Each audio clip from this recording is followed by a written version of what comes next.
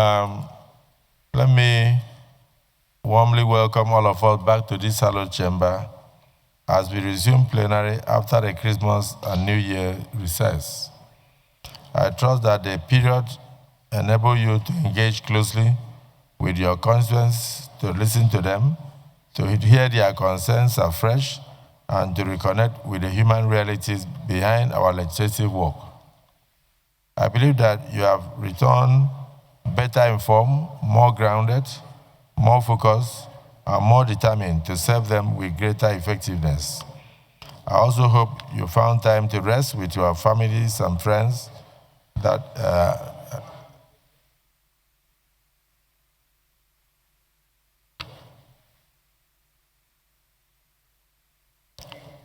thereby returning more refreshed, more focused, and ready for the demanding work of legislation. However, as we gather again as a family, our joy at resumption is tempered by sorrow.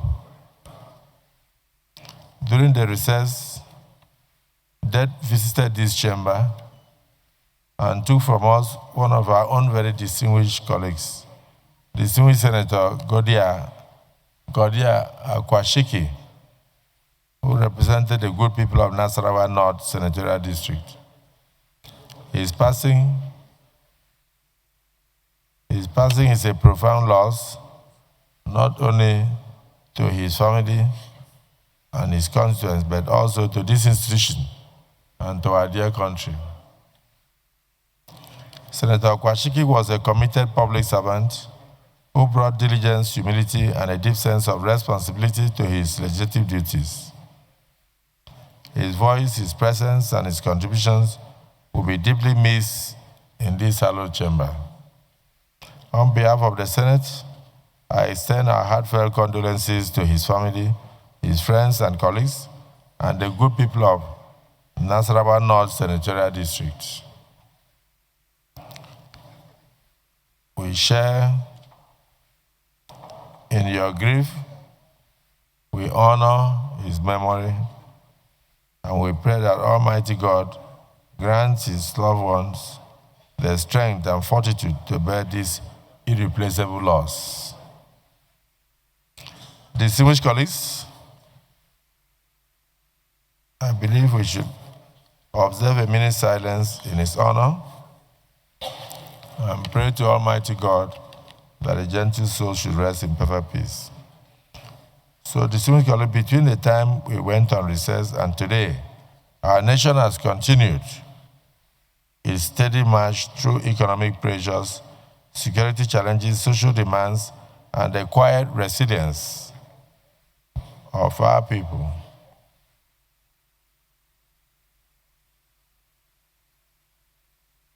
Nigerians have endured, adapted, and persevered. They have not been silent. They have spoken out through enterprise and an abiding belief that tomorrow shall be better than today.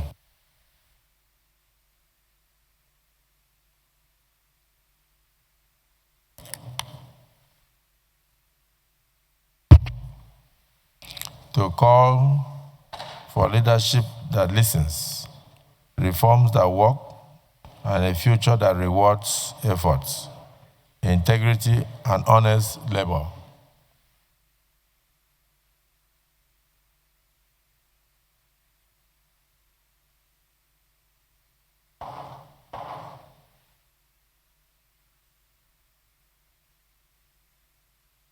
Their expectations have not diminished. They have grown more urgent. As we return, we are mindful that events did not pause in our absence, neither must our sense of duty pause. In this regard, we commend the continued military collaboration between Nigeria and the United States in the fight against terrorism. Such partnerships reinforce our national security efforts and affirm that Nigeria stands with allies in confronting forces that threaten peace and stability. At the same time, this Senate extends its deepest sympathies to the families who have lost their sons and daughters to insecurity across our dear nation.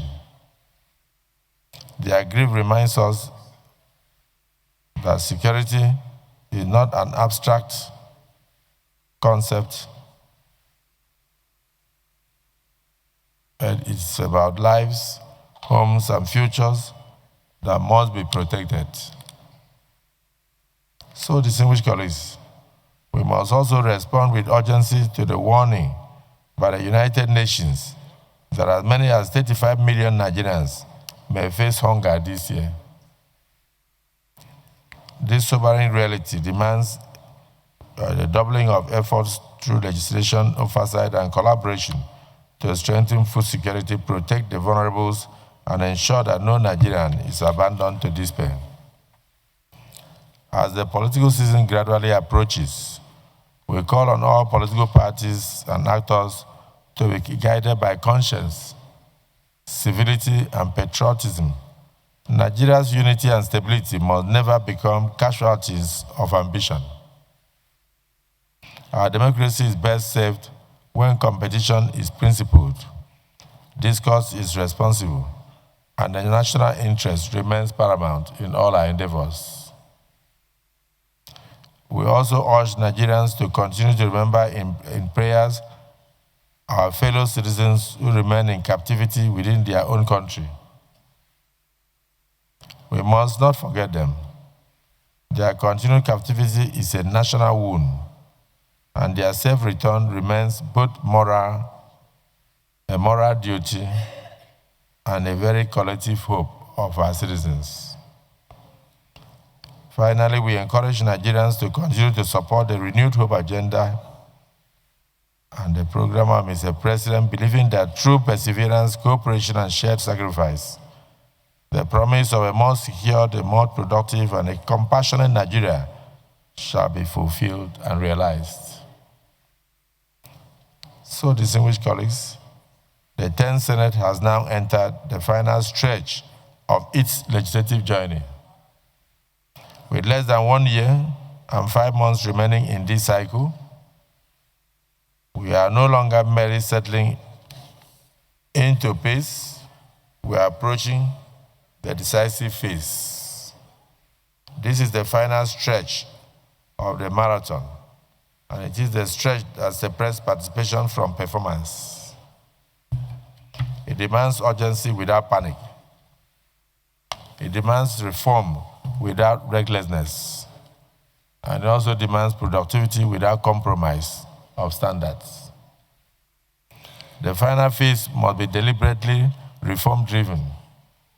We must prioritize laws that unlock growth, strengthen institutions, secure lives and properties, and restore confidence in the Nigerian state. We must revisit the temptation. We must resist the temptation of unfinished business and legislative cluster. What we pass now must be what Nigeria truly needs now. Laws that work, reforms that endure, and oversight that corrects rather than merely criticize. It must also be a legacy phase, a time of house clearing bottlenecks, completing what we started, and leaving behind a legislative house that is orderly, principled, and functional. History will not judge us by volume, but by value. Not by noise, but by impact. We must leave behind a vision of Nigeria that is more governable than we met it, more just than we found it, and more hopeful than not what was entrusted to us as a Nigeria where institutions are stronger than individuals, where laws serve the people rather than burden them, and where the future feels possible again. Therefore, we must hit the ground running. The budget calls for decisive action, rigorous scrutiny, responsible passage, and faithful implementation.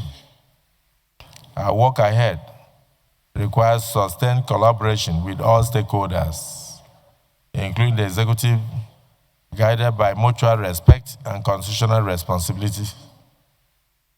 Cooperation remains our compass, not for convenience, but for the sake of national progress.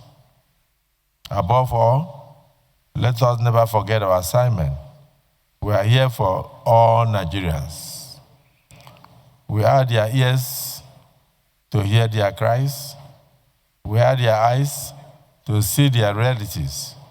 We are their legislative voice to give form to their hopes and protection to their rights. So, distinguished colleagues, this is a moment of reckoning, not one of fear, but of purpose. The clock is running, the nation is watching, and history is taking notes. Let it be said that when the 10th Senate reaches the final stretch, it did not slow down, it did not look away, and did not leave the work unfinished. Let it be said that we ran harder, we thought deeper, and we acted bolder and served better, so that long after we leave these seats, Nigeria will remember us, not merely as legislators, but as trustees who honored their future. So let's rise to that memory. Let's finish strong. God bless all of you, and God bless the Federal Republic of Nigeria. May we rise for 1 minute silence in honor of our departed colleague, Senator Akpabio.